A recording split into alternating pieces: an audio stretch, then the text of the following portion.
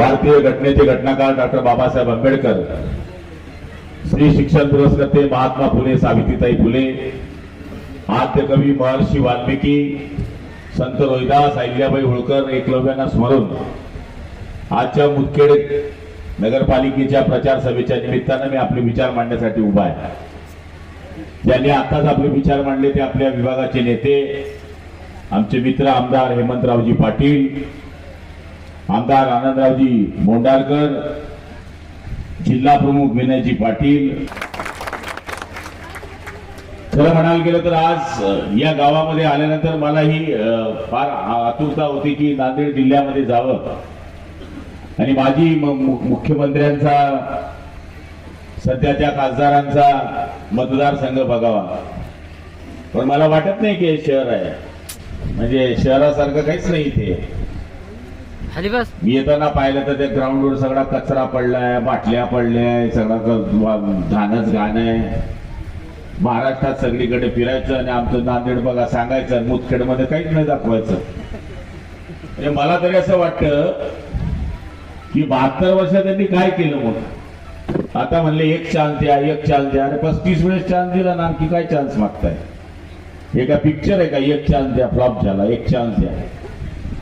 तर सांगायचा अर्थ असा आहे की आज एवढ्या मोठ्या नेत्याच्या मतदारसंघामध्ये जे मुख्यमंत्री राहिले आहे, त्या मतदारसंघामध्ये पोलीस प्रशासनाने दबाव टाकायचा, पीआयने दबाव टाकायचा आणि आमच्या माणसाला अटकावायचं.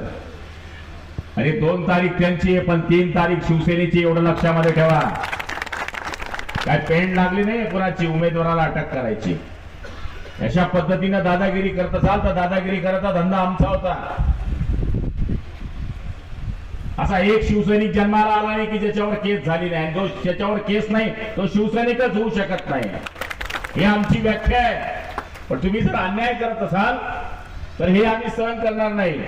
वंदनीय शिवसेना प्रमुखांनी शिवसेनेची स्थापना त्याच्याकरताच केली की अन्याय आणि अत्याचाराच्या विरुद्ध लढणारी संघटना, आणि ही संघटना ज्यावेळेस उभी राहिली त्यावेळेस काँग्रेसमध्ये सुद्धा अन्याय करणारे हेच होते. शी म्हणजे शिस्तबद्ध, व म्हणजे वचनबद्ध, से म्हणजे सेवाभावी, आणि ना म्हणजे ना मर्दांना जिथं स्थान नाही ती मर्दांची संघटना म्हणजे शिवसेना. त्या शिवसेनेच्या भरोशावर आम्ही हे काम केलेलं आहे. आज लाडक्या बहिणी पाहिल्यानंतर मला खूप आनंद होतोय. मी बऱ्याच सभेला गेलो, पण एवढ्या बहिणींची संख्या मी कुठल्याच सभेमध्ये पाहिली नाही जेवढी आपल्या सभेमध्ये आहे. या बहिणींचा मान जर कोणी वाढवला असेल तर एकनाथ शिंदेने वाढवला. पूर्वी या माणसाकडे पैसे मागायच्या, आता माणसं यांच्याकडे पैसे मागायला लागले. परिस्थिती उलटी झाली आहे. महिलांना एसटी मध्ये अर्ध तिकीट जर कोणी दिलं असेल तर आमची बाई म्हातारी बाई अशी बसते आता एसटीत. अर्ध तिकीट दिलं असेल तर एकनाथ शिंदेंनी दिलं. मुलींना मोफत शिक्षण कोणी दिलं असेल तर एकनाथ शिंदे साहेबांनी दिलं. बचत गटांना प्रोत्साहनपर अनुदानामध्ये वाढ जर कोणी केली असेल तर एकनाथ शिंदे साहेबांनी केली. 1 रुपयामध्ये पीक विमा कोणी केला असेल तर एकनाथ शिंदेंनी केला. कोतवालांचा पगार वाढवला असेल तर एकनाथ शिंदेंनी वाढवला. पोलीस पाटलांचा पगार वाढवायचा एकनाथ शिंदेंनी वाढवला. आशा वर्करांचं मानधन एकनाथ शिंदेंनी वाढवलं. गटप्रवर्तकांचं मानधन एकनाथ शिंदेंनी वाढवलं. सेविकेचा पगार शिंदे साहेबांनी वाढवला. ग्राम रोजगाराचा पगार सुद्धा शिंदे साहेबांनी वाढवला. असा निर्णय घेणारा एकमेव मुख्यमंत्री जन्माला आला ज्याचं नाव आहे एकनाथराव संभाजीराव शिंदे. शिंदे साहेबांनी आपल्या या जिल्ह्यामध्ये, महाराष्ट्रामध्ये जी कामं केली 2.5-3 वर्षामध्ये, आज आमचे बांधव आमच्या विरुद्ध उभे आहेत. शिवसेना भाजपची युती म्हणून एकत्र आम्ही लढलो, आम्ही उठाव केला आणि नैसर्गिक युती व्हावी, नैसर्गिक युतीच्या आधारावर या राज्यामध्ये राज्य यावं म्हणून आम्ही शिवसेनेच्या विचाराला धरून उठाव करून सत्ता पुनर्स्थापन केला. त्यावेळेस आम्ही हा विचार केला नाही. आम्ही मंत्री होतो, आम्ही आमदार होतो, त्यावेळेस हा विचार केला नाही की आमच्या मंत्रिपदाचं काय होईल, आमच्या आमदार पदाचं काय होईल, याचा विचार आम्ही केला नाही. फक्त हिंदुत्वाच्या विचारावर एकत्र येऊन पुन्हा स्थापन सरकार शिवसेना प्रमुखांच्या विचाराचं यावं म्हणून बीजेपीला आम्ही साथ दिली. आणि आज आमच्याच कार्यकर्त्यांना काही लोक जर मध्ये टाकत असतील, जेलमध्ये टाकत असेल, तर मी त्याचा निषेध करतो. महिला कोयता मारते म्हणतात. कधी महिलाच्या हातामध्ये साधं साप दिसला तर महिला घरामध्ये पळून जाणार. साधी पाल दिसली तरी ती पळून जाणार आणि ती कोयता मारू शकते. अशा पद्धतीचं पोलीस प्रशासनाने करू नये ही अपेक्षा व्यक्त करतो आहे. शिवसेनेने या काळामध्ये, मागच्या काळामध्ये नांदेड जिल्हा हा शिवसेनेचा काही पडित जिल्हा राहिला नाही. आता इथे सुद्धा शिवसेनेचे 4 आमदार आहेत. 4 आमदारही विसरता कामा नये. आणि हा 4 आमदारांच्या भरोशावर या नांदेड जिल्ह्यामध्ये आमचं राजकारण सुरू आहे. आणि आजची गर्दी पाहून असू द्या त्यांच्याकडे पैसे, खाऊ द्या त्यांना. लोकांचे मटण खाता येते सध्या, खातील त्यांचं मटण पण दाबतील आपलं मटण, असं ठरवून घेतलंय लोकांनी. त्यांच्याकडे पैशाशिवाय दुसरं काही नाही आहे. पैसा बाटो, पैसा कमाओ, पैसा बाटो. पण आपल्याला सगळ्यांना सांगणार आहे की आके होकर भी बने अंधे तो बिजली गवार क्या जाने, जिस अंधे को चिराग नहीं मालूम वो उजाला क्या जाने, जिसे लढना नहीं मालूम वो तीर तलवार क्या जाने. म्हणून मी माझ्या बांधवांना, माझ्या भगिनींना विनंती करण्यासाठी आलोय की आमच्यासारखे सर्वसाधारण लोक शिवसेनेमध्ये आले. 84-85 साली आम्ही शिवसेनेमध्ये प्रवेश केला. आज 40-42 वर्षापासून आम्ही शिवसेनेचं काम करतोय. एक सर्वसाधारण कुटुंबातले लोक आम्ही. त्याच्यामध्ये कोणी नगरसेवक झाले, मग आपण खासदार झाला, आमदार झाला. आमच्यासारखे लोक 5-5 वेळेस आमदार झाले, मंत्री झाले. हे शिवसेना प्रमुखांच्या आशीर्वादाने. शिवसेना हे रसायनच असं आहे की त्यांनी झोपडीवाल्याला मोठं केलं, त्यांनी टपरीवाल्याला मोठं केलं, त्यांनी रिक्षावाल्याला मोठं केलं. सर्वसाधारण कुटुंबाच्या लोकांना शिवसेनेने या ठिकाणी मोठं केलं. आता मुसलमानांमध्ये सुद्धा नेहमी अशीच भीती घातली जाते की शिवसेना ही मुसलमानांच्या विरोधात आहे. आणि आम्ही मुसलमानांच्या विरोधात राहिलो असतो तर लाडक्या बहिणीची योजना फक्त हिंदूंकरताच केली असती. लाडक्या बहिणीची योजना फक्त हिंदूंनाच लागू करा असं केलं असतं. पण आमच्या मनात ते पाप नाही. या देशामध्ये जे राहतात, जे कोणत्याही जाती धर्माचे आहेत, त्यांचा सगळ्यांचा हक्क या देशावर आहे. हरा है अल्लाह का, भगवा है भगवान का, सफेद है ईसाई का, उसमें बना है तिरंगा हिंदुस्तान का. आणि माझ्या माहितीप्रमाणे मी आपल्या सगळ्यांना ही विनंती करण्यासाठी आलोय. आज या गावामध्ये पाणी नाही. पाण्याकरता मी पैसे दिले, पण पाण्याचे मी पैसे खाऊन गेले. आणि लोक पानपोया लावतात, लोक थंड पाण्याचं फिल्टर लावतात, इथं पाण्याची टंकीच खातात. काळजी करू नका. निवडणूक आटोपल्यानंतर इथल्या पाण्याच्या योजनेची मी 100% चौकशी लावणार. दूषित पाणी आहे. घरकुल मंजूर करून देत नाही. आपल्या माणसाचा चेहरा पाहायचा, घरकुल मंजूर करायचा. गरीबाला करायचं नाही. गरीबाला पत्र्याच्याच घरात राहायचं. तुम्ही सिमेंटच्या घरात राहा, बिल्डिंग मध्ये राहा. अरे सत्यानाश झाल्याशिवाय राहणार नाही तुमचा. सत्यानाश. तुम्ही गरीबांना घर देत नाही. 1000 रुपयावर मत घेतात, 500 रुपयावर मत घेतात. पण तुम्हालाही सांगतो माझ्या माय बहिणींनो, आलेले पैसे घ्या, त्यांचे हरामाचे पैसे घ्या, पण बटन त्यांचं खा. पण बटन धनुष्यबाणाचा दावा हे सांगायला आलोय. लोक हुशार आहे, साधे नाहीये. तुम्ही या बायांना काय सर्वसाधारण बाया समजू नका. या वेळेस सरकार बदललं ते माझ्या लाडक्या बहिणींनी बदलवलं. लाडक्या बहिणींनी 70% मत मला बायांनी दिले, लेडीज बायांनी दिले. बिहार मध्ये सरकार कशावर बदललं? एकनाथ शिंदेची लाडकी बहीणची कॉपी तिकडे गेली. 10,000 रुपये डायरेक्ट अकाउंटवर टाकले. नितीश कुमार फिर से आ गए. हे एकनाथ शिंदे दाढीवाल्यानं केलेलं काम आहे. लाडक्या बहिणी इमानदार आहे. या भावाच्या घरी जातात, नवऱ्याच्या खिशातले पैसे चोरतात. तिकडे गेल्यानंतर भावाला सांगतात साडी घेऊन ये, आणि नवऱ्याला सांगता माझ्या भावानं साडी घेतली. इथल्या हुशार बाया आहे. भावावर प्रेम करणाऱ्या बहिणी, भावाचं नातं जोपासणाऱ्या बहिणी. सगळ्यात प्रेमळ नातं या देशामध्ये आणि जगामध्ये कुठलं असेल तर माय बहिणीचं नातं आहे, बहिणीचं नातं आहे. ज्याला बहीण नाही तो दुर्भाग्य असं मी मानतो. भाऊ तरी काळजी करणार नाही, पण बहीण गरीब असली, फाटकी असली, रोजानं जात असली, घरी भाऊ आला तर शेजाऱ्याकडून उसणं पासणं आणेल, पण आपल्याला भाऊला खाऊ घालेल अशी आपली बहीण असते. त्यामुळे या बहिणी तुम्हाला नाराज करणार नाही. ह्या बहिणी तुम्हाला खचाखच मतदान देणार आहे. आमचे जे उमेदवार आहेत ते सर्वसाधारण आहेत.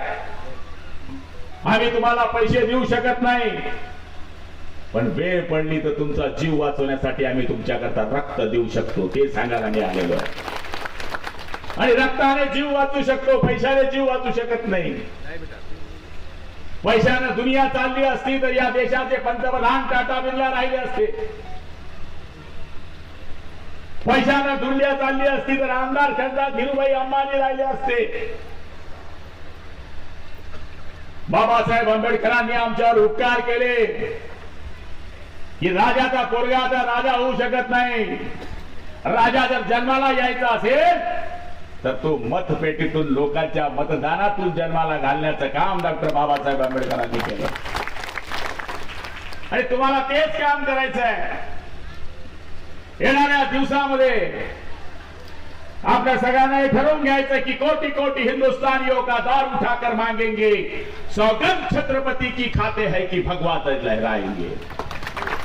हा भगवा झेंडा ज्या शिवसेना प्रमुखांनी मुंबईमध्ये फडकवला त्याची उर्वरित वाट ही महाराष्ट्रावर पसरली आणि तुमच्या आमच्या सारखे उमेदवार निवडून आले.